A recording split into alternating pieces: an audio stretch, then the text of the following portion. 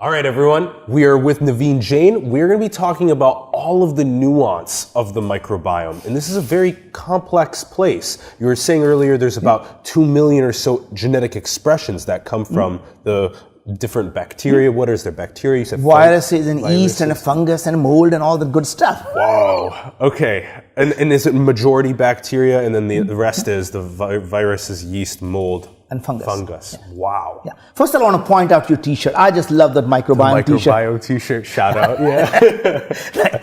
Aren't you selling those things? We got them with David Ewing Duncan and Arc Fusion, and we love shirts that have like powerful messages like, "What is the microbiome? Why are you wearing that?" Yeah. And start the conversation in that sense. Yeah. Well, let's look at these the microbiome, what it is, and most people are just like, oh my God, all these yucky stuff, icky stuff is inside our gut.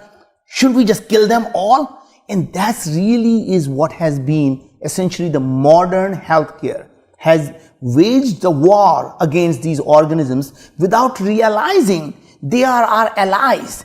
But for them, we won't be alive. In fact, if you kill the microbiome will kill you.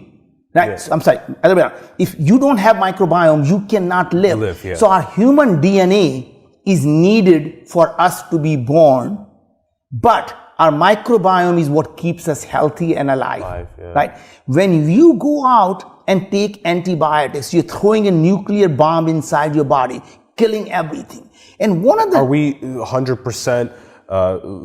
totally, that is the scientific consensus is that antibiotics, why are we being prescribed them then if this is a nuclear bomb? So interestingly is our modern healthcare system was developed at a time when we were all dying from infectious diseases. So those were the communicable diseases that people were catching infection. And in those days, it was needed because there was nothing else you could do. So they did a broad-based nuclear bomb, right? As opposed to trying to figure out what bacteria is infectious, how do we get rid of that? And they said, let's just throw the bomb and let's kill all of them, right?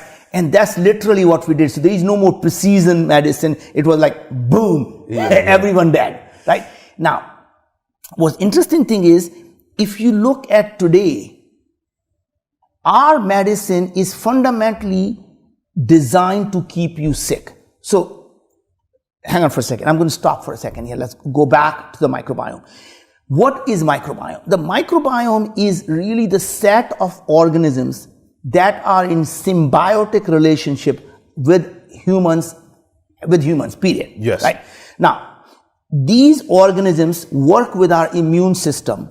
They work from the time the child is born. In fact, now they are saying that even inside the womb, amniotic fluid is not sterile.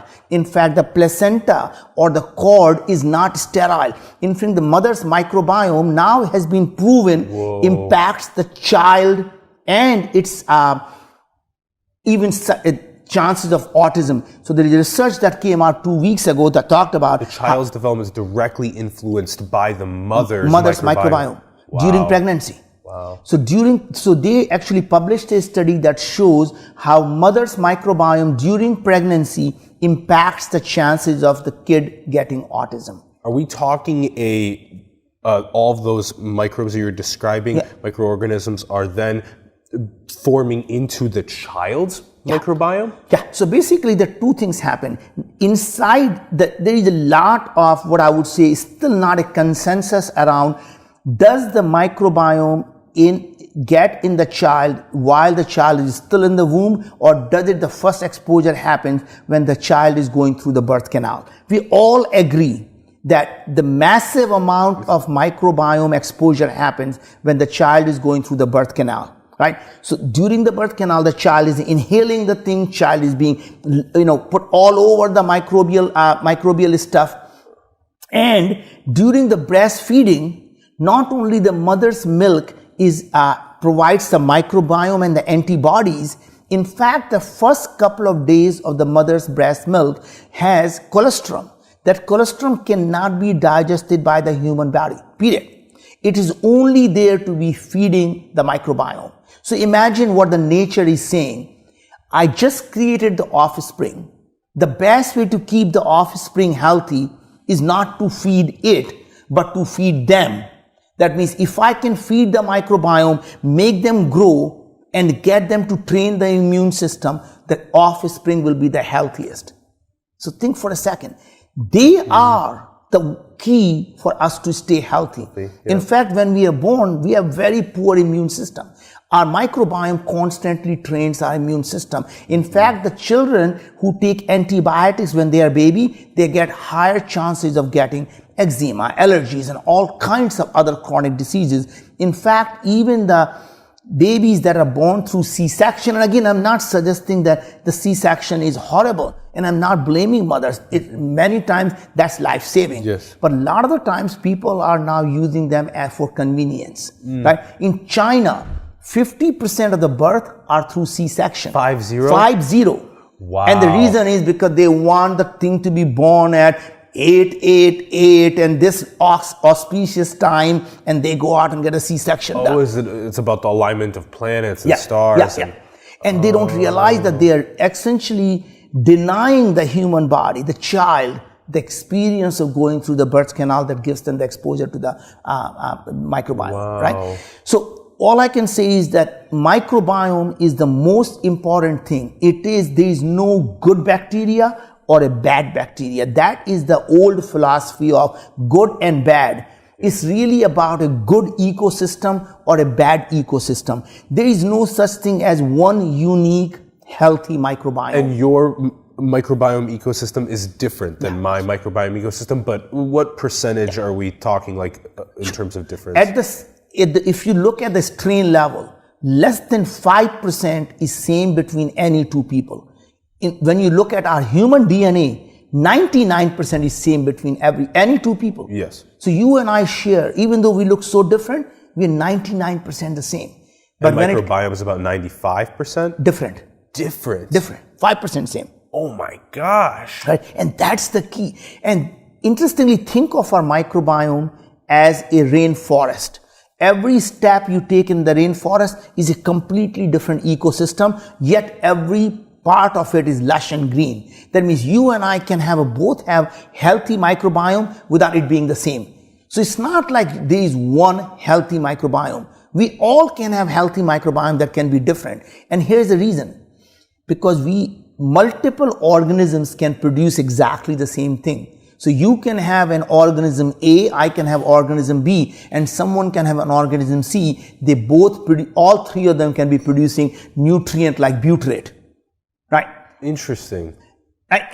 Or they could be producing things that are harmful, and they could all be different. Yeah. Right? What we are trying to do, what you really And need, it depends on what they're paired with in the ecosystem. it's the whole ecosystem. Is going to come as a surprise. We all have E. coli. We all have C. diff. It is just that everything around it is keeping it in check. Right? If we don't have any of the things like C. diff or E. coli, our immune system is kind of dormant then. You want to keep the immune system a little bit primed for it to be ready to act when it's needed. Yeah. So these guys keep the immune system, on their toes. Right? And the good guys keep these guys in check to make sure they don't go out of control. Yeah. This big difference in microbiomes, this kind of will lead us into what you're working on with Viome. But how can we possibly get this 95% difference between microbiomes? That just seems like there's so much to actually need to compute and understand about it, to understand how I can keep my gut ecosystem healthy. And that is something we're going to talk next about, is that now we have the technology to do that. Until now, we couldn't do that. And that's the reason why the science of microbiome never advanced, because the technology just wasn't there, right? In good old days, we used to culture the bacteria.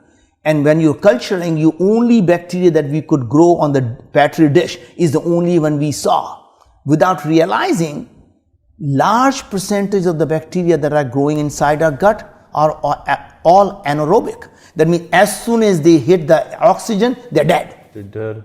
Right? So we couldn't culture them. So we never thought they existed. Right? And technology is now advancing. And that's something I think we should talk next about. Yeah. Oh my gosh. So anaerobic cultures, you can grow a lot of interesting microorganisms. Oh, yes. Yeah. Okay, cool. That's been a good section on the nuance of the microbiome.